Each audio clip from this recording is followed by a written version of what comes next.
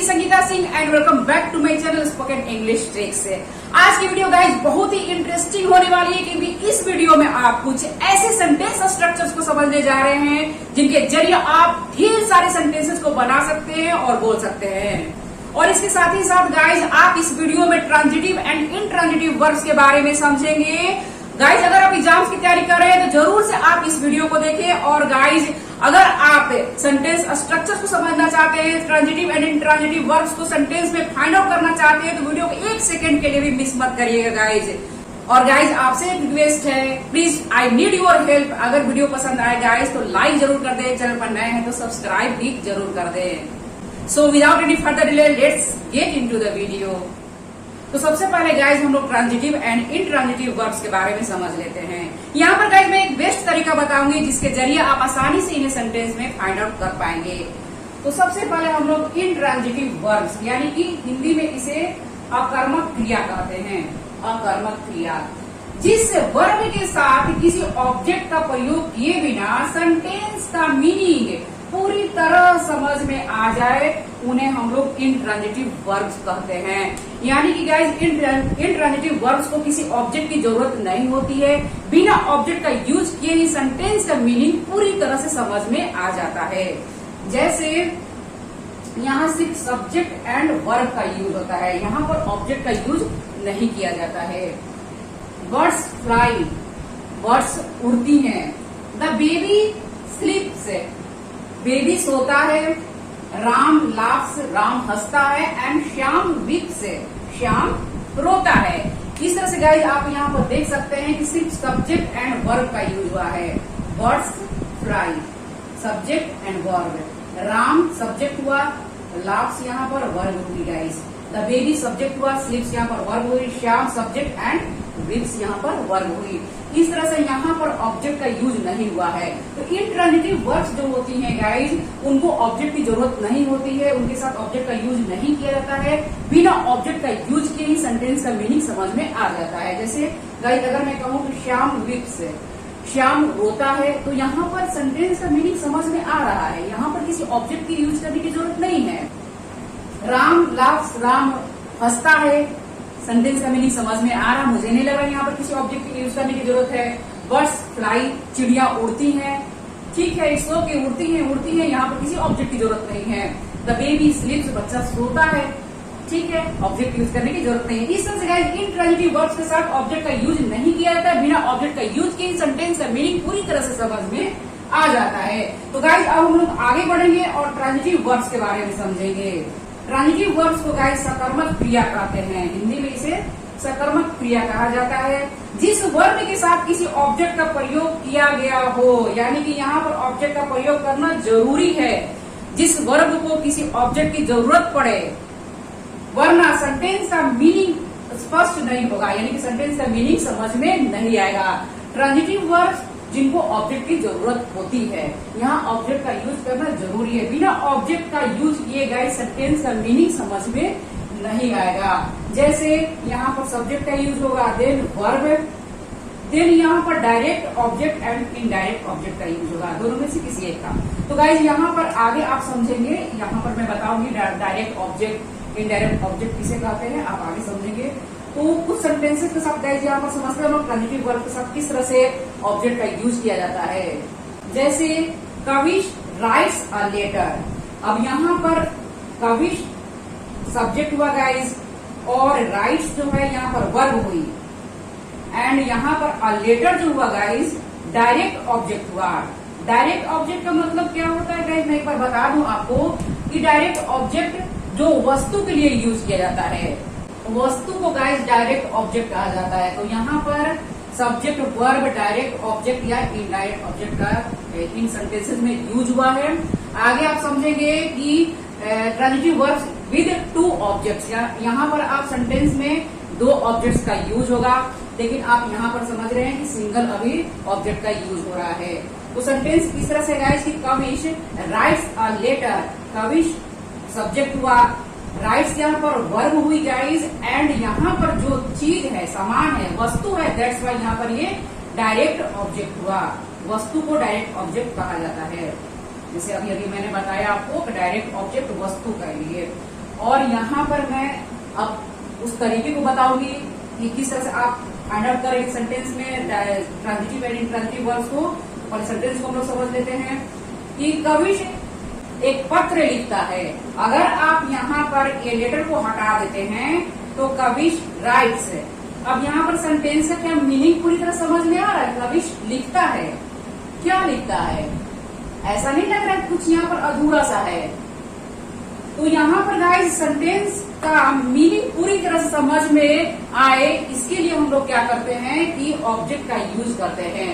Object का use नहीं करेंगे तो सेंटेंस का मीनिंग नहीं समझ में आएगा। नेक्स्ट सेंटेंस है guys, Geeta loves her aunt. Geeta subject, loves यहाँ पर गाइस ट्रांजिटिव वर्ब हुई, क्योंकि अगर आप हर आंट को यहाँ पर हटा देते हैं तो गीता लव्स माने गीता प्यार करती है। किससे प्यार करती है यह समझ में नहीं आ रहा। गीता प्यार करती है मतलब क्या प्यार करती है, किससे प्यार करती है, किसको प्यार करती है ना? तो यहाँ पर सेंटेंस एक अधूरा सा लग रहा है। तो सेंटेंस को पूरा करने के लिए आपको ऑब्जेक्ट की जरूरत होगी। यहाँ पर ये हर आंट का गई ऑब्जेक्ट हुआ। इस तरह से आई लाइक स्वीट्स, मैं मिठाइयाँ पसंद करता हूँ या करती हूँ। इस तरह से मैं मिठाई पसंद करती हूँ। अगर मैं स्वीट्स को हटा दूं तो आई लाइक मैं पसंद करती हूँ। क्या पसंद करती हूँ? तो यहाँ पर ऑब्जेक्ट का यूज करना जरूरी है। शी ओपेन्ड द डोर को हटा के तो सेंटेंस इनकम्प्लीट लग रहा है ना। तो कंप्लीट करने के लिए आपको ऑब्जेक्ट की जरूरत होगी।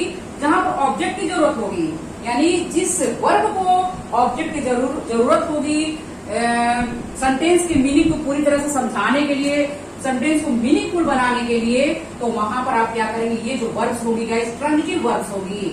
यहाँ पर ये लव्स ट्रांजिटिव वर्ब हुई गाइस, लाइक यहाँ पर ट्रांजिटिव वर्ब हुई एंड ओपेन्ड जो है यहाँ पर ट्रांजिटिव वर्ब हुई। जिस वर्ब को ऑब्जेक्ट की जरूरत होती है सेंटेंस को मीनिंगफुल बनाने के लिए उसे हम लोग ट्रांजिटिव वर्ब्स कहते हैं। ओपेन्ड ट्रांजिटिव वर्ब से, लाइक यहाँ पर ट्रांजिटिव वर्ब्स एंड यहाँ पर loves transitive verbs guys and यहाँ पर राइट जो है गाइस ट्रांजिटिव वर्ब्स हुई, क्योंकि इसके बाद में आप ऑब्जेक्ट का यूज करेंगे ही करेंगे। ऑब्जेक्ट का यूज नहीं करते हैं तो सेंटेंस का मीनिंग पूरी तरह से समझ में नहीं आएगा। तो गाइज अब हम लोग आगे बढ़ते हैं और समझते हैं कि किस तरह से आप इन्हें सेंटेंस में पहचान सकते हैं। वैसे तो आपको इतना समझ में आ ही गया होगा, लेकिन फिर भी मैं एक तरीका बता रही हूँ गाइज। जैसे कि वर्ब के साथ व्हाट या whom को लगाएंगे, यानी कि वर्ब के साथ आपको लगाना है। वर्ब के साथ आप क्वेश्चन करेंगे, प्रश्न पूछेंगे क्या और किसको, व्हाट या whom, इस तरह से लगाएंगे। और जो भी जवाब आएगा गाइस, जहां पर जवाब आएगा वहां पर ट्रांजिटिव वर्ब्स होगी और जहां पर जवाब नहीं आएगा वहां पर वो वर्ब्स इंट्रांजिटिव होगी। जैसे गाइस यहाँ पर अब हम लोग प्रश्न करते हैं, यहाँ पर वर्ब क्या है? फ्लाई है। और यहाँ पर प्रश्न करेंगे क्या या किसको, तो वर्ड्स फ्लाई यानी कि चिड़िया उड़ती है। अब यहाँ पर प्रश्न करिए क्या उड़ती है या किसको उड़ती है, तो जवाब में कुछ मिल रहा है? कुछ नहीं मिल रहा है। बर्ड्स फ्लाई, चिड़िया उड़ती हैं, क्या उड़ती है, किसको उड़ती है, कुछ नहीं मिल रहा है। तो ये वर्ब गाइस हमेशा इंट्रांजिटिव होगी, यानी जहां पर कुछ नहीं मिलेगा, जवाब में कोई कुछ नहीं मिलेगा, वो वर्ब हमेशा इंट्रांजिटिव होगी। और जहां पर जवाब में कुछ मिलेगा वो वर्ब हमेशा ट्रांजिटिव होगी। एक बात का आप विशेष ध्यान दीजिएगा, पहचानने का सबसे बेस्ट तरीका है गाइस, श्याम विप्स, यहाँ पर लगाइए क्या या फिर किसको। क्या जवाब में कुछ मिल रहा है? यहाँ पर विप्स जो है गाइस वर्ब है, और वर्ब के साथ आप प्रश्न करिए क्या श्याम रोता है, क्या रोता है, किसको रोता है। क्या जवाब में कुछ मिल रहा है? कुछ नहीं मिल रहा है। क्या रोता है, किसको रोता है, जवाब में कुछ नहीं मिल रहा है। तो ये वर्ब जो है गाइस विप्स जो है इंट्रांजिटिव वर्ब हुई। स्लिप्स यहाँ पर इंट्रांजिटिव वर्ब हुई, क्योंकि यहाँ पर भी आप प्रश्न करेंगे कुछ नहीं मिलेगा। राम हंसता है, क्या हंसता है, किसको हंसता है, यहाँ पर प्रश्न करेंगे कुछ नहीं मिलेगा। जहाँ पर कुछ नहीं मिलेगा इंट्रांजिटिव वर्ब, जहाँ पर मिलेगा वहां पर ट्रांजिटिव वर्ब है। तो यहाँ पर भी हम लोग समझ लेते कि कविश लिखता है, क्या लिखता है, यहाँ पर आप प्रश्न करिए लिखने, यानी कि ये जो वर्ब है राइट्स, राइट्स में आप प्रश्न करिए कि क्या लिखता है, किसको लिखता है। तो क्या आप प्रश्न करते हैं, क्या लगाते हैं यहाँ पर, तो उत्तर में कुछ मिल रहा है, मिल रहा है ना, एक पत्र लिखता है, अ लेटर। तो जहां पर उत्तर में कुछ मिले तो यहाँ पर ये जो वर्ब है ट्रांजिटिव हुई, वर्ब के साथ प्रश्न करेंगे। गीता लव्स, यहाँ पर लव्स जो है प्यार करती है, गीता जो है प्यार करती है। अब यहाँ किसको लगाइए, किसको प्यार करती है, हर आंट। यहाँ उत्तर मिल रहा है तो यहाँ पर ये जो वर्ब है गाइस ये ट्रांजिटिव हुई। मैं आई लाइक, मैं पसंद करती हूँ, क्या करती हूँ, स्वीट्स है, क्या लगाएंगे तो उत्तर मिला। तो यहाँ पर जहां पर उत्तर मिला तो ये लाइक जो है ट्रांजिटिव वर्ब हुई। शी ओपेन्ड द डोर, तो यहाँ पर लगाइए, प्रश्न करिए, क्या उसने क्या खोला, दरवाजा खोला। तो इस तरह से गाइस आप प्रश्न करेंगे और जहां पर आंसर में कुछ मिले, कुछ प्राप्त हो तो वहां पर ट्रांजिटिव वर्ब, और जहां पर कुछ नहीं मिले, कुछ आंसर में कुछ नहीं प्राप्त हो, वहां पर वर्ब जो है हमेशा इंट्रांजिटिव वर्ब्स कहलाएंगी। फ्लाई, लाफ्स, स्लीप्स, विप्स, यहाँ पर ये इंट्रांजिटिव वर्ब्स हैं गाइस, क्योंकि यहाँ पर आप प्रश्न कर रहे हैं और प्रश्न के जो जवाब है उत्तर में कुछ नहीं मिल रहा है, जहां पर कुछ नहीं प्राप्त हो वहां पर वो वर्ब्स हमेशा इंट्रांजिटिव होगी। और यहाँ पर गाइस कोई ऑब्जेक्ट यूज करने की जरूरत नहीं है, क्योंकि सेंटेंस का मीनिंग पूरी तरह से समझ में आ रहा है। और यहाँ पर राइट से, लव से, लाइक, ओपेन, यहाँ पर ये ट्रांजिटिव वर्ब्स है, क्योंकि इनके बाद में ऑब्जेक्ट का यूज हुआ है। और यहाँ पर प्रश्न कर रहे हैं क्या या किसको, इन वर्ब्स के साथ आप प्रश्न कर रहे हैं क्या या किसको, तो जवाब में कुछ मिल रहा है। दैट्स वाई यहाँ पर ये जो वर्ब्स है गाइज ये ट्रांजिटिव वर्ब्स कहलाएंगी। आप ऑब्जेक्ट का यूज नहीं करेंगे तो सेंटेंस का मीनिंग समझ में नहीं आएगा। तो गाइज अब हम लोग आगे बढ़ते हैं और transitive verb with two objects है, यानी कि ट्रांजिटिव वर्ब्स के साथ में जब हम दो ऑब्जेक्ट्स का यूज करेंगे तो किस तरह सेंटेंस को बनाएंगे, किस तरह सेंटेंस को बनाकर बोलेंगे, इसके बारे में समझेंगे। आपने यहाँ पर समझा, यानी यहाँ पर ट्रांजिटिव वर्ब्स के साथ वन ऑब्जेक्ट का यूज हो रहा था, यहाँ पर एक ऑब्जेक्ट का यूज किया गया। लेकिन अब आप समझेंगे कि transitive verb with two objects है, यानी कि यहाँ पर दो ऑब्जेक्ट्स का यूज होगा गाइज। अगर आप दो ऑब्जेक्ट्स का यूज करेंगे तो किसको पहले रखेंगे, किसको बाद में रखेंगे। अगर इसको आप एक्सचेंज करते हैं, यहाँ से वहां करेंगे तो क्या करेंगे, तो अब आप समझेंगे गाइज। ये जानना जरूरी है गाइज, क्योंकि अगर आप सेंटेंस को बोल रहे हैं और सही तरीके से सेंटेंस को नहीं बोल रहे हैं, स्ट्रक्चर्स को नहीं जानते हैं, तो मे भी हो सकता है आप गलत अंग्रेजी बोल सकते हैं। तो सबसे पहले गाइज स्ट्रक्चर को समझते हैं। सब्जेक्ट को लिखेंगे, देन वर्ब है, वर्ब यहाँ पर ट्रांजिटिव वर्ब गाइज, और इसके बाद में टू ऑब्जेक्ट्स का यूज हो रहा है। यहाँ पर दो ऑब्जेक्ट्स का यूज हो रहा है।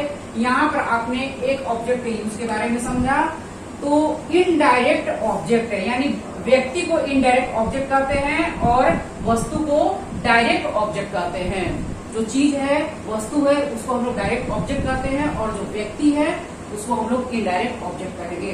तो सेंटेंस को इस तरह से बनाएंगे गाइस कि I gave her my book, मैंने उसे अपनी किताब दी।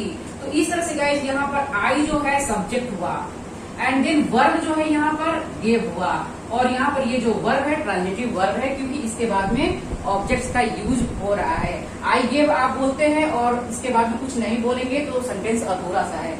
यहाँ पर आप समझ ही रहे हैं कि ट्रांजिटिव वर्ब के बाद में दो ऑब्जेक्ट्स का यूज हो रहा है। इतना तो आप समझ ही चुके हैं ट्रांजिटिव वर्ब्स किसे कहते हैं, इंट्रांजिटिव वर्ब्स किसे कहते हैं। तो आई गेव हर, हर यानी कि इनडायरेक्ट ऑब्जेक्ट है, व्यक्ति and direct object my book, इस तरह से, यानी कि वस्तु। और यहाँ पर आप प्रश्न करते हैं कि मैंने किसको दिया और क्या दिया, मैंने किसको दिया और क्या दिया, व्यक्ति के लिए किसको और वस्तु के लिए क्या आप प्रश्न करेंगे तो जवाब में मिलेगा, कुछ मिलेगा, मिलेगा ना, क्या मिलेगा कि आई गेव हर, हर यहाँ पर व्यक्ति हुआ, किसको, हर यानी कि उसको, और यहाँ पर क्या क्या दिया, माई बुक दिया, अपनी किताब दिया। इस तरह से गाइस अगर आप प्रश्न पूछते हैं कि तुमने किसको क्या दिया, किसको क्या दिया, तो जवाब में क्या मिलेगा कि मैंने उसे, हर उसे या उसको अपनी किताब दी। इस तरह से अब क्या दिया, अपनी किताब। इस तरह से गाइस यहाँ पर जवाब मिल रहा है, उत्तर में कुछ मिल रहा है। दैट्स वाई यहाँ पर गिव जो है transitive verb. I show you my house, मैं तुम्हें अपना घर दिखाऊंगा। यहाँ पर आई विल का कॉन्ट्रैक्शन आयल है guys, I show you my house. मैं तुम्हें अपना मकान दिखाऊंगी या दिखाऊंगा, इस तरह से। तो यहाँ पर गाइस सब्जेक्ट वाले एंड देन विल आया है, चूंकि फ्यूचर इंडेफिनिट टेंस की बात हो रही है। इसके बाद में शो वर्ब आई यहाँ पर guys, and then indirect object यानी कि व्यक्ति यहाँ पर आया, एंड देन माई हाउस। इस तरह से यहाँ पर आप वस्तु को रखेंगे, जो चीज है उसको लिखेंगे आप है। अगर इस तरह के सेंटेंस बनाते हैं गाइस कि इनडायरेक्ट ऑब्जेक्ट का यूज करते हैं फिर डायरेक्ट ऑब्जेक्ट का यूज करते हैं, तो ऐसे सेंटेंस को आप बनाएंगे और बोलेंगे।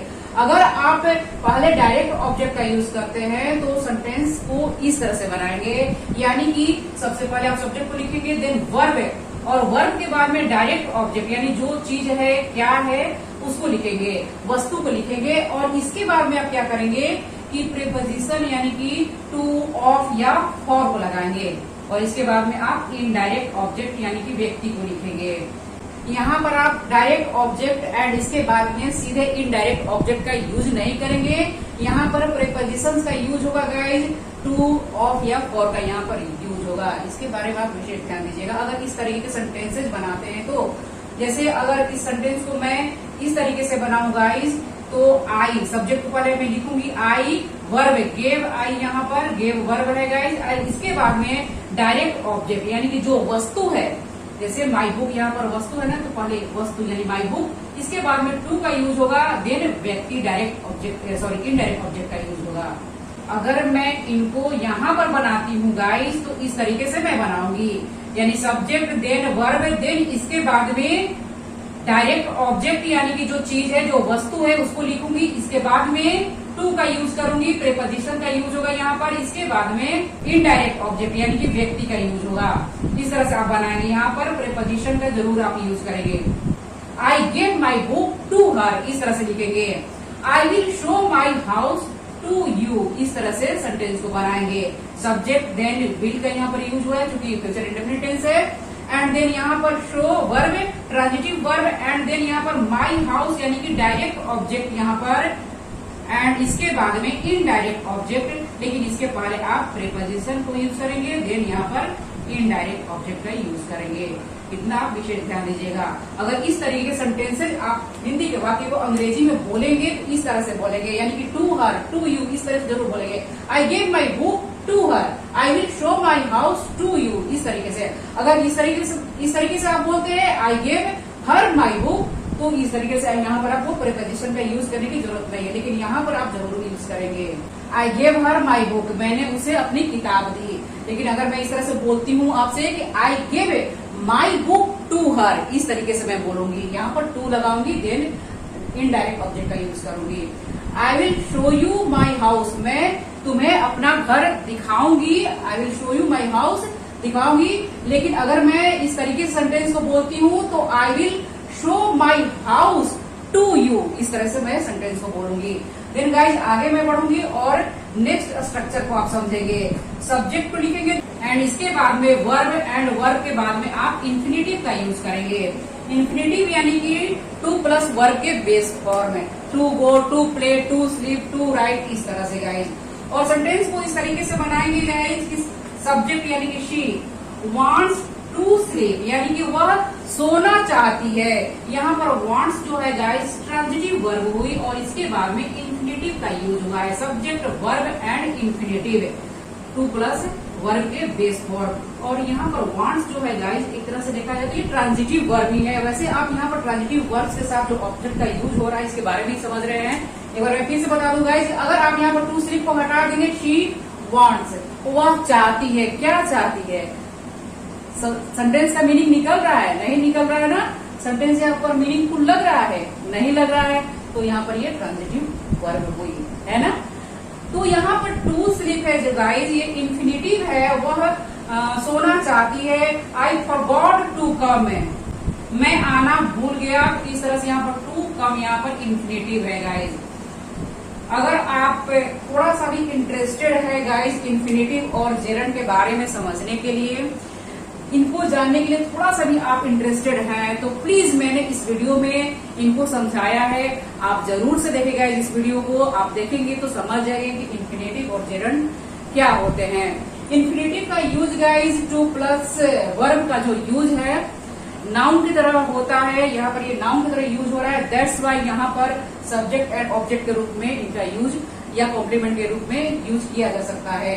तो टू स्लीप यहाँ पर ऑब्जेक्ट के रूप में यूज हुआ है, टू कम यहाँ पर ऑब्जेक्ट के रूप में यूज हुआ है।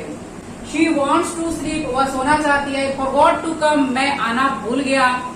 आई वॉन्ट टू लर्न इंग्लिश, मैं इंग्लिश सीखना चाहता हूँ। I want to speak English, मैं इंग्लिश बोलना चाहता हूँ। इस तरीके से गाइज अगर आप सब्जेक्ट वर्ब एंड इंफिनिटिव का यूज करेंगे तो इस तरीके के सेंटेंसेस बोलेंगे। लेकिन अगर आप नाउन या प्रोनाउन के साथ बोलते हैं तो इस तरीके से सेंटेंस को आप बनाएंगे। जैसे सब्जेक्ट को लिखेंगे, देन वर्ब यानी कि वांट, एंड इसके बाद में आप क्या करेंगे, नाउन या प्रोनाउन का यूज करेंगे और इसके बाद में इंफिनिटिव का यूज करेंगे यानी कि टू प्लस वर्ब के base form. I want you to help him, मैं चाहती हूँ कि तुम उसकी मदद करो। इस तरह से गाइज अगर आपको इस तरीके के सेंटेंसेस बोलना है कि मैं चाहती हूँ कि तुम वहां जाओ, I want you to go there, I want you to help him. इस तरह से यहाँ पर आप नाउन या प्रोनाउन का यूज करेंगे वर्ब के बाद में। अगर इस तरीके के सेंटेंसेस को आपको बोलना है तो I want you to help him, मैं चाहती हूँ कि तुम उसकी मदद करो। एंड नेक्स्ट सेंटेंस है guys, I invited him to sing, मैंने उसे गाने के लिए आमंत्रित किया। इस तरह से आप यहाँ पर वर्ब, सब्जेक्ट एंड वर्ब के बाद में आप यहाँ पर नाउन या प्रोनाउन का यूज करेंगे। तो चूंकि यहाँ पर प्रोनाउन आ रहे हैं गाइज, यू हिम यहाँ पर प्रोनाउन है, और इसके बाद में आप इंफिनिटिव का यूज करेंगे, टू प्लस वर्ब के बेस फॉर्म का यूज करेंगे। और अब आप गाइज लास्ट स्ट्रक्चर को समझेंगे। यहाँ पर सब्जेक्ट, वर्ब एंड जेरंड है, यानी जेरंड यानी कि वर्ब प्लस आईएनजी का जो यूज है नाउन की तरह होता है, तब उसे हम लोग जेरंड कहते हैं। और जेरंड चूंकि एक नाउन है इसलिए इसका जो यूज है सेंटेंस में ऑब्जेक्ट या सब्जेक्ट के रूप में यूज किया जाता है। तो शी स्टार्टेड सिंगिंग, वह गाने लगी, इसका हिंदी हुआ वह गाने लगी या उसने गाना शुरू कर दी। तो यहाँ पर गाइस शी सब्जेक्ट, वर्ब क्या हुआ, स्टार्टेड है, क्योंकि पास्ट की बात हुई तो स्टार्टेड हो गया। सिंगिंग यहाँ पर क्या हुआ, जेरंड हुआ, यानी कि नाउन की तरह यूज हुआ है। तो इस तरह से गाइस यहाँ पर स्टार्टेड जो है एक ट्रांजिटिव वर्ब है और इसके बाद में जेरंड का यूज हुआ है और वर्ब में आईएनजी का यूज हुआ है। नेक्स्ट सेंटेंस है guys, Sachin stopped playing cricket है, सचिन क्रिकेट खेलना बंद कर दिया। इस तरह से यहाँ पर स्टॉप्ड जो है guys transitive verb and playing जो है गाइस यहाँ पर जेरंड हुआ, वर्ब प्लस आईएनजी का यूज जेरंड के रूप में यूज हुआ है और इसका ये क्रिकेट जो है ऑब्जेक्ट हुआ। इस तरह से गाइस आई लव टीचिंग, मुझे पढ़ाना अच्छा लगता है। चिल्ड्रन लाइक वॉचिंग टीवी, बच्चे टीवी देखना पसंद करते हैं। I avoid taking junk food, मैं जंक फूड खाने से बचती हूँ। इस तरह से गाइज यहाँ पर सब्जेक्ट, वर्ब एंड जेरंड का यूज हो रहा है, यानी कि वर्ब प्लस आईएनजी का यूज हो रहा है। गाइज आपको स्ट्रक्चर्स को समझना ही होगा, अगर आप ढंग से स्ट्रक्चर्स को समझेंगे तो ढेर सारे सेंटेंसेस को बनाएंगे और बोल पाएंगे। गाइज अगर आप चाहें तो स्क्रीनशॉट ले लीजिए। आई होप गाइज अब आप ट्रांजिटिव एंड इंट्रांजिटिव वर्ब्स के बारे में समझ चुके होंगे। किस तरीके से आप ये सेंटेंस में फाइंड आउट करेंगे इसके बारे में भी अब आप समझ चुके होंगे। और इसके साथ ही साथ गाइज यहाँ पर आप कुछ इम्पोर्टेंट सेंटेंस स्ट्रक्चर्स को समझा, यानी कि अगर आप इनडायरेक्ट एंड डायरेक्ट ऑब्जेक्ट का यूज हो रहा है तो किस तरीके से करेंगे। अगर आप इनको एक्सचेंज करते हैं तो यहाँ पर प्रीपोजिशंस का यूज करना जरूरी है। और गाइज अब आपको क्या करना है कि ढेर सारे सेंटेंसेस को बनाना है और अंग्रेजी बोलने की कोशिश करनी है, क्योंकि गाइज अंग्रेजी बोलने से ही आएगी। तो गाइज वीडियो कैसी लगी कमेंट करके जरूर बता दें। गाइज अगर वीडियो अच्छी लगी हो तो प्लीज प्लीज प्लीज लाइक जरूर कर दे, चैनल पर नए हैं तो सब्सक्राइब कर दे और साथ ही साथ बेल के निशान को दबा दे ताकि आने वाले वीडियो को नोटिफिकेशन आपको मिल जाए। नेक्स्ट वीडियो में मिलते हैं guys, till then keep learning, keep practising.